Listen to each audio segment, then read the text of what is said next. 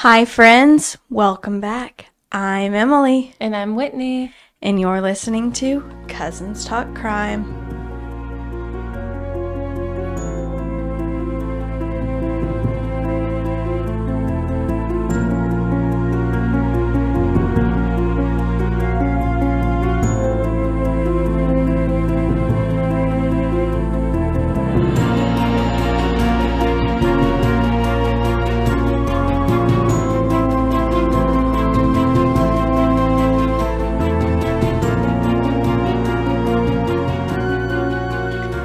So, Whitney, we had our first live stream the other day. Yes, it was so much fun. Yes. We've recorded this episode once before. And then during the live stream, we found out that there was a really bad echo in the background. Yeah, I had an echo on my mic. And so we had recorded the episode, which was about an hour and a half long. And then we went on live and talked to a bunch of you guys and realized we had an echo. So when we went back and listened to the episode, it wasn't usable, unfortunately. Yeah. So we're back at it again today. We're here. So yeah, Whitney has a two-parter for us. Yes. Okay. Well, you know what? We should say something too, since this is a cousins podcast. I have two cousins having babies today. Yes. Whitney's sister and my cousin Erica are having babies today. Today is Sunday. It's Cinco de Mayo. Yep. Happy Cinco de Mayo, everybody. It's a little late now, but a couple days late, but happy Cinco de Mayo. Yes, and my sister, she'll be having her baby. Well, she's getting induced today, so hopefully sometime. Oh, okay. This evening or... Maybe this evening. Yeah. Or maybe after midnight. When's your other cousin? Is she already in? She's been in the hospital for a couple weeks. Oh, yeah, you were telling me. Yeah, they've been monitoring her for a while. So we might have two babies today. We might have two babies today. Added two little cousins. Family. Love it. I'll have a new little nephew. Mm-hmm. So many boys. So many boys. Poor Summer. She loves it. I bet. All right, Whit. Okay. Today I'm bringing you guys the case of Eva Hale. Eva was born on September 8th, 1917. She would be 107 this year. She was 79 years old when she went missing. Oh. She was also 4'10" and just 98 pounds. Oh my, she was tiny. Yep, she was a sweet, and I have her pulled up on our screen here. Oh my gosh, that's heartbreaking. She's... Eva Hale, she lived in Terre Haute at the time, but she would drive down to the Marco Cemetery where her brother was buried to visit his grave. Her parents were buried there, and I believe her other siblings were buried there as well, but they had died like earlier in childhood.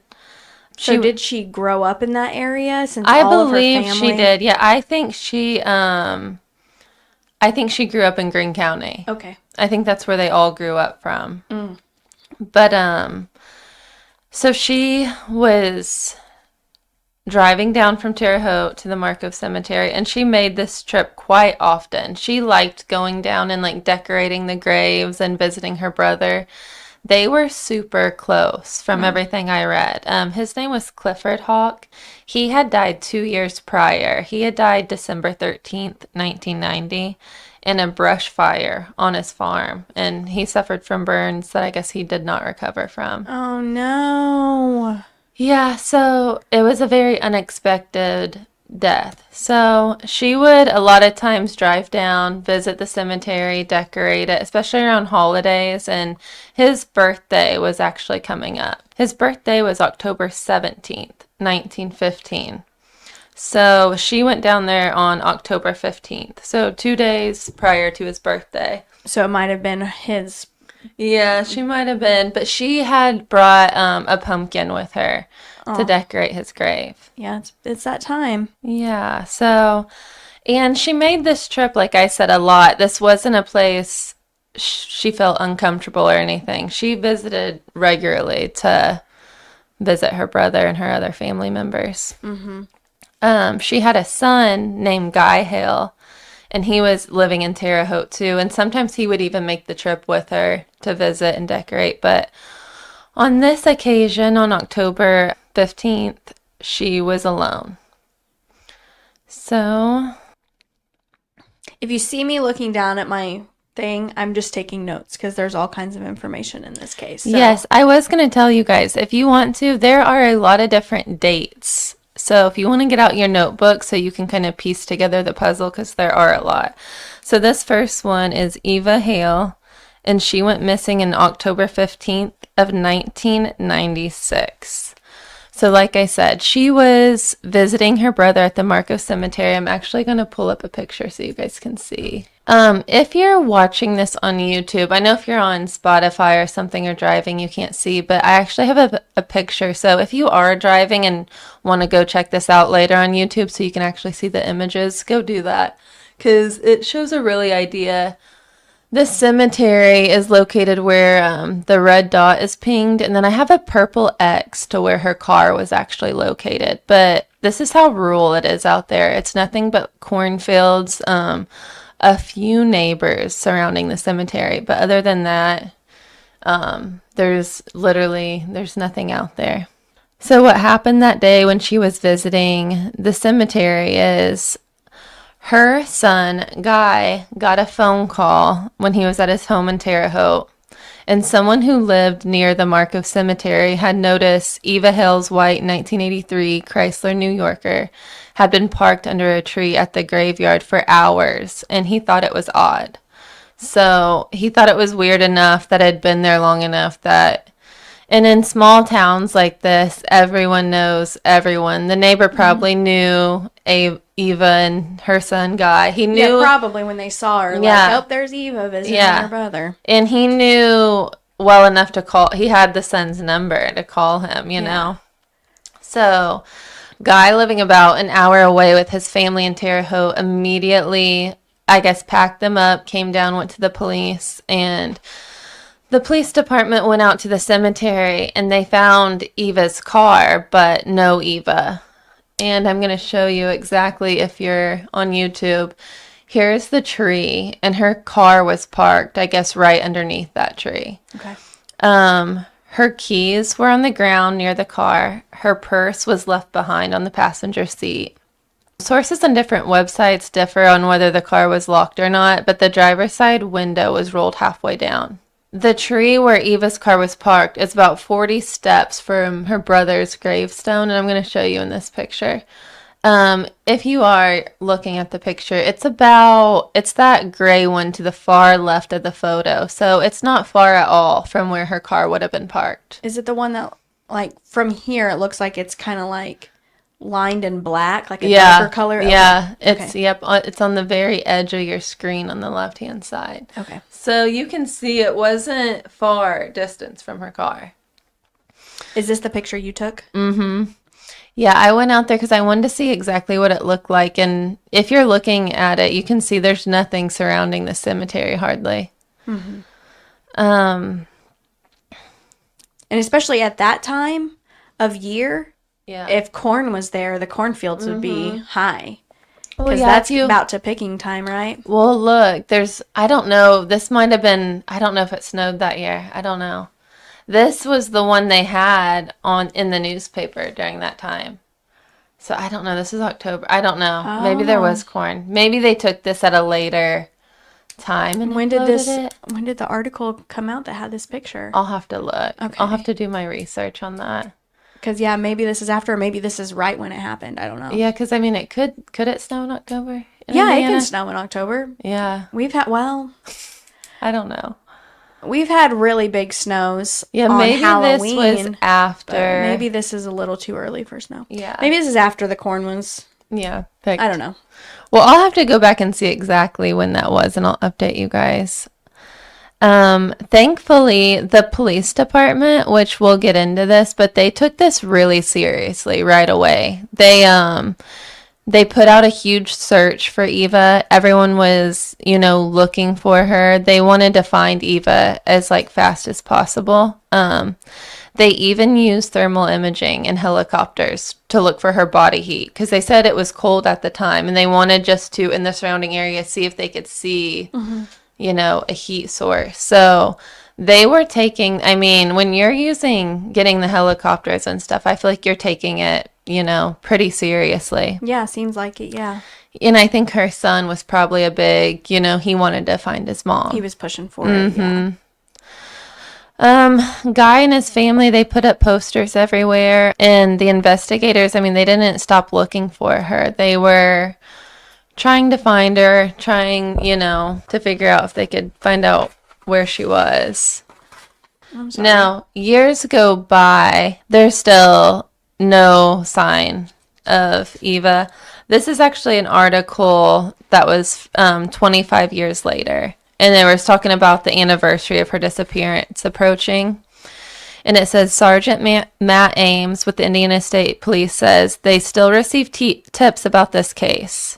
Ames says there has been a recent tips as of 2 months ago. He said the Bloomington Post received some information and the detectives continue to follow up. They say that they continue to follow up on every tip they receive. Granted, the crime did happen 25 years ago, but there's someone out there that's guilty that needs to pay for the crime, and the family needs to have closure for themselves. Ames said an investigator has kept in contact with the Hill family. He said the family would like to lay Hill to rest at the gravesite they have for her. They said, we still believe there are people out there in the community that know what happened that day, and we're just hoping over time people have matured.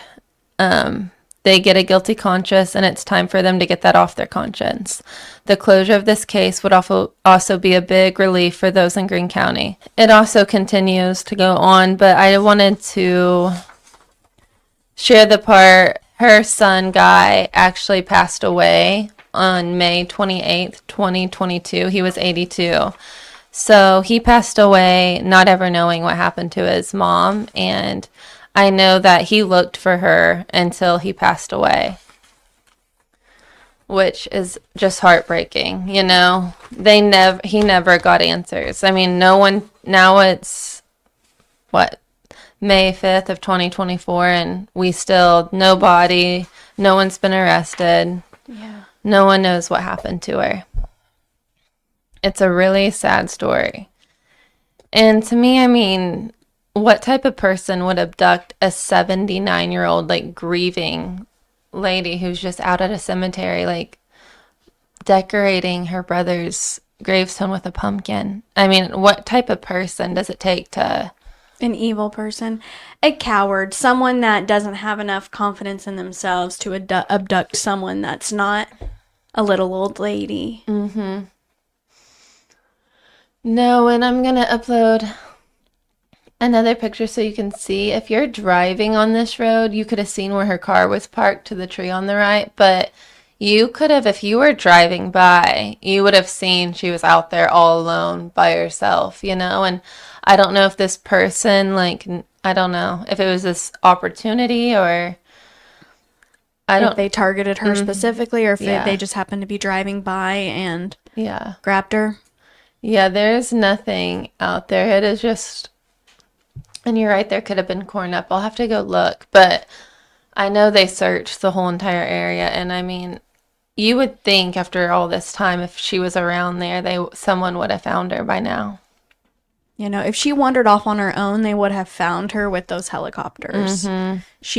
The thermal imaging would have picked it up. Yeah, because I mean, it's the same day. Because someone that's 79, they could have dementia and wander off. But they would have found her with that thermal imaging. I agree. So I'm going to take you guys back in time, if you want to write this date down. This is on July 28th, 1994. So this is a little over 2 years prior to Eva going missing. A 33-year-old named Rita Buffington was reported missing by a friend from her Bloomfield, Indiana home. They quoted in the news article that Rita did suffer from a mild developmental disability. However, the exact details of her disability are never specified. I know she worked as a custodian prior to meeting her husband, 55-year-old Johnny Buffington. However, after they were married in 1991, Rita became a homemaker. I believe from what I read, her and her husband were separated at the time of her disappearance, and she was actually living with a friend in Bloomfield, Indiana, and it was the friend who reported her missing. Okay. After she was reported missing, I know they started looking for her, and they couldn't find her anywhere. And so this was on July 28th, 1994. And then on August 6th, 3 local fishermen in Linton, Indiana, discovered a badly decomposed, partially nude body in Shake Lake number 2 in the Greene Sullivan State Forest, which was 18 miles from Rita's home in Bloomfield. Using dental records, the remains were confirmed to belong to Rita. The coroner did determine, however, that Rita's body had been in the lake for several days prior to being found. So Emily was just asking me, because it said the body was pretty decomposed. I don't know how fast that happens, because it seems like they found her within maybe a little over a week. So I don't know if being in water can do that. Yeah, it might. This is just what the newspaper article stated. So Okay. I don't know if she'd been in the water and that had made it I don't know. We'd have to look up Yeah. how long it takes for that, or if maybe they cited something wrong. So maybe she wasn't quite decomposed. I don't know. I do know that her husband at the time, who they were separated, was questioned, and the police eliminated him as a suspect. Several other unidentified people were questioned, but no arrests were ever made, and her case still remains unsolved. So, like I said, this was 2 years before Eva's disappearance. Bloomfield, Indiana, and Marco Cemetery are about 15.7 miles apart, so a 20-minute drive. And the Greene County State Forest to the Marco Cemetery are 14 miles apart. So in Rita's case, no one has ever been charged in her murder. And I mean, it sounds like she was beaten and then shot and then thrown in a lake.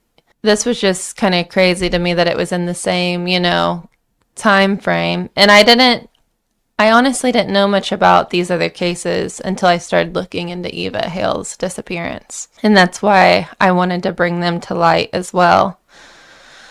So here's another date for you guys. This one was on August 18th, 1995. So a little over a year later, after Rita had been found, murdered in the lake. Pam Fodrill, 43. She was a sweet woman living alongside her elderly mother, Irene, in Linton, Indiana. On the morning of August 18th, 1995, Pam decided she wanted to walk to the local IGA to grab some instant breakfast mix. Pam's mother always monitored when her daughter would go out. She had only walked to the store twice alone. This would be her 3rd time going to the store by herself. Her mom was in her early 80s and could not stand for long periods. Therefore, she trusted Pam to go straight there and straight back. And here's another interesting fact, because she was 43, but she also had some disabilities that made her, from what I read, she had the mental capacity of like a 13-year-old child. So she was a sweet woman. She was also very little and petite, even though she was 43. She just had like these delays where she still needed to live with her mom. This was another person, that Very vulnerable. yeah, very easy. Yeah, an easy target for somebody. Her mom knew that it was just a 3-minute walk from their home, so she wouldn't be gone for too long. What would have been perhaps a 25-minute trip to the grocery store began a months on end search for Pam. So she never came back from the store. The day Pam vanished, her mom contacted the police and joined them in a search for her daughter. And it came up at nothing. They did, I guess, pick up her scent at a stoplight. Dogs did, and that was the last known scent. So it's almost like she got in someone's vehicle, is what they were assuming, because her scent just stopped at a stoplight. Vanished, yeah. Yeah. So they looked, and I know the family during this time started like doing their own investigation on They were hearing tips and rumors. They were going places, but nothing. And then 4 months after she disappeared, there was a body found. So on December 3rd, 1995, two hunters walking through the woods near Lawrenceville, Illinois, made a tragic discovery. They found a blue sleeping bag tucked away on the side of the road. Inside the sleeping bag were human skeletal remains. They were identified to be Pam's remains. How she got there was a huge question. Her hometown of Linton, Indiana was nearly an hour away. An autopsy report showed that she had died from trauma to the back of her head and neck. So I also Googled Lawrence, Illinois, and how far away it was from the Markov Cemetery, and it's about 39.2 miles, so about a 40-minute drive. To me, these all seemed very strange, happening in the same 2-year, period. We start in 1994, and then all these other ones keep happening. And they're all in the same close vicinity. Mm-hmm. Only a short amount of time went by after Pam was discovered deceased in rural Illinois before yet another woman would vanish. Lord have mercy. Audra Page, 88, of Pleasantville, Indiana, was a resident who lived near the area where, all the other women had disappeared. It was said that Audra had the early stages of dementia and was not as mobile as she once was. This caused the Pleasantville woman to rarely leave her home. I guess she stayed home 95% of the time. Her family said she couldn't even get around in her house without a cane or a walker. She had to use that to move, and she wasn't very mobile at the time. So Audra was reported missing on July 7th, 1996. So this would have been 3 weeks from the second anniversary of Rita Buffington. That was the first disappearance in 1994. And this was also probably 6-7 months after Pam was discovered dead. So this is all, and this one happens in July of 1996, and then we have Eva Hale going missing on October 1996. Just a day after she vanished, Audra was discovered in Richland Creek under a condemned bridge south of Bloomfield, Indiana. And from what I looked at, I think this is is it called the Tulip Trestle? The Tulip Trestle? Tulip Trestle? Yeah. I believe it's under that bridge in a creek is where she was found. Oh. Mm-hmm. Wow. Yeah. So at first the police suspected that Audra, having dementia, perhaps wandered away from her Sullivan County home and then accidentally drowned in the creek. The family assured police this wasn't the case, that Audra was too old and would not be physically capable of walking 25 miles. After retracing Audra's steps, police would later investigate Audra's death as a homicide because she couldn't even walk in her house, like I said, without a walker or a cane. So It's just not physically possible that within a day she walked. Mm-hmm. Yeah, and 25 miles is hard for a normal person to walk in one day. Yeah. Let alone die and the body be found. You know what I mean? Yes. So I again did some Google mapping, and Pleasantville, Indiana to Markov Cemetery is only 12.7 miles. So these two are super close, and they're also within 3 months apart. The Audra Page and then the Eva Hale. Mm-hmm. They were in a short time frame. Mm-hmm. It's like an 18-minute drive. So, like I said, this is only a little over 3 months prior to Eva Hill going missing on October 15th, 1996. So is there some evil serial killer living in Greene County? Right. I mean, 4 women, 2 elderly, 2 of them are, disabled, and all of them are women that, could be easily preyed on. I mean, this person was, or persons were picking people that, couldn't defend themselves. Evil. Absolutely evil. So the mystery would only begin growing around these three women's deaths as they were making headlines in the Greene County paper. Mm-hmm.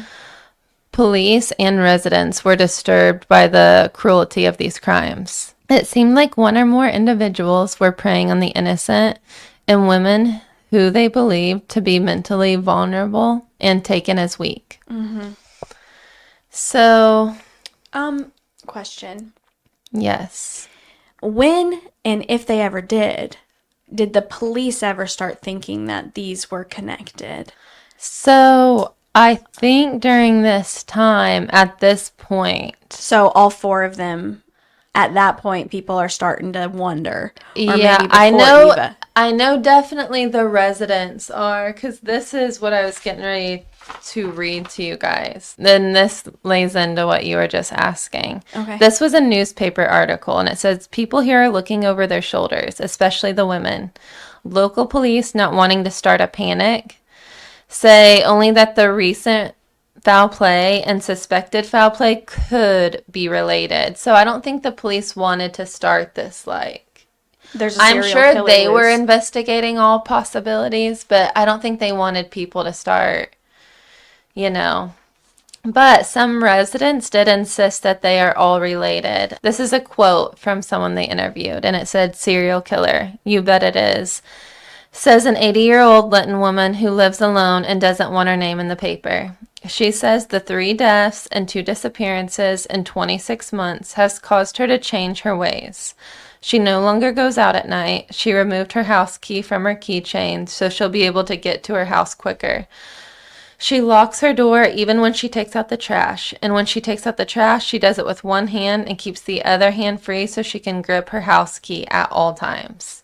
So people, I mean, they were scared during this time. Yeah, and I don't blame her for not wanting to give her name because she's 80. Yeah. That might be the type of person they're targeting. So they're like, oh, look, Right. got a great new target. I wouldn't want my name. Oh my gosh. And when me and Emily, we did our Facebook Live the other night and brought up this case, and we had people that remembered during this time, and they said they were like using the buddy system when they got off work. Like, people were scared during this time frame because, I mean, you have multiple people disappearing, being murdered, and really no answers or why, you know?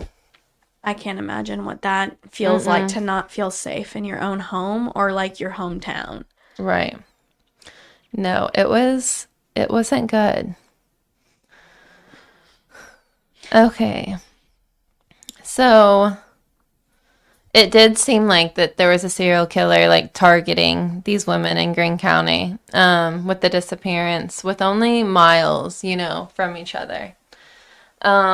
So nothing really happens. So in late 1997, a story would start to spew from the Lawrence County Jail in Bedford, Indiana.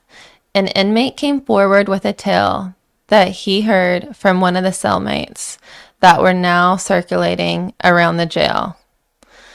And that is where we are going to end part 1, and we will pick this up on part 2 when we come back. Okay. Okay. So, Emily, what are your thoughts so far on this one? I don't know. I think it's heartbreaking. Yeah. I think it's, Do you think there's a chance they're all connected? yeah, I think there's a chance they're all connected. But, so, there's some kind of tale going around at the prison, at the jail. Yeah. And So there's someone there that's telling some sort of story, which we will tell you guys about next week because it gets pretty wild from here on out. yeah, that's a wild one. And I mean, unfortunately, you did say earlier that, you know, Eva still hasn't been found and her son. Yeah, her son Died passed away not not knowing. knowing what happened to his mom. And I know she has, her son had children, so she has grandkids, probably great grandkids by now, you know. Her brother, who passed away, you know, he had family, he had a wife, they had kids. I mean, none of her family members have ever had any closure with her. I mean, she was a 79-year-old woman visiting her brother's grave, and I just can't imagine living that many years on Earth and then not being able to die peacefully in your bed and be laid to rest. I mean, I just can't imagine putting that much time here on Earth. someone evil would do that. And it worries me. It really worries me that someone from Marco, if all of this stuff is pretty close to Marco, that someone from that area or Linton, someone has done something that is just walking the street. Yeah, pure evil. Yeah. I want to hear the end of this one because it's just heartbreaking. Yeah, it really is. You don't think that bad stuff like this is going to happen in your hometown. And then as we've been doing this podcast, we're finding out that a lot of this crap has happened. Mm-hmm. And I mean, I was a small kid at this time. I don't remember this at all. No, yeah. I was like 6, 7 years old. Yep. I know my parents remember it. I talked to my mom about it. She remembers, like, it happening. Well, my mom said she doesn't remember it. Yeah. And which is odd because I always grew up in a house too where we never locked the doors. Yeah. You know, that's how safe our community feels. People don't lock their doors. I mean, now we're in 2024. I don't think anybody doesn't lock their doors anymore because the world is crazy. But growing up, you just walk into the house. And I do believe what's crazy, though, I do believe in the time where people weren't locking their doors, there was still terrible stuff happening. It just wasn't as, like, you see it now, you know? Yeah, social media is one of those things that stuff that you've never heard of. If it wasn't for true crime podcasts, I wouldn't know about 90% of the things that happen in the world. Yeah. No, we will pick up next week, though. So thank you guys for joining us. Yeah, thank you. And we will be doing another Facebook Live. Do you know what time or date we'll be doing that? We'll probably be doing it. Let me look at the calendar real quick. Every 2 weeks. So what would be the 17th, May 17th. May 17th. Yep. And you know what I was thinking about? What happens on the days that we're having game night? Do we just go live from game night? Do we have a game night live? Maybe. I think that'd be fun. I think they would love that. I think it'd be fun. You guys could join us on game night. Yeah. We play all kinds of cool stuff. But yeah, so I think we'll try to stick to Fridays around 8 p.m. Every other Friday. I feel like more people, though, got on later. Yeah. Like so it might at 11 be like o'clock, a 9. You know what I mean? Yeah, 9 to 11's good again. That worked out. I mean, it worked out really well. A lot of people showed up, and we really appreciate Especially the later we went on, I feel like more people got on. Yep, they did. Absolutely did. People are wild and crazy on Friday night. Tuning in to Cousins Talk Crime Live. Yeah. All right. Well, thank you all so much, and we will catch you for part 2 next week. Yes. Bye. Bye.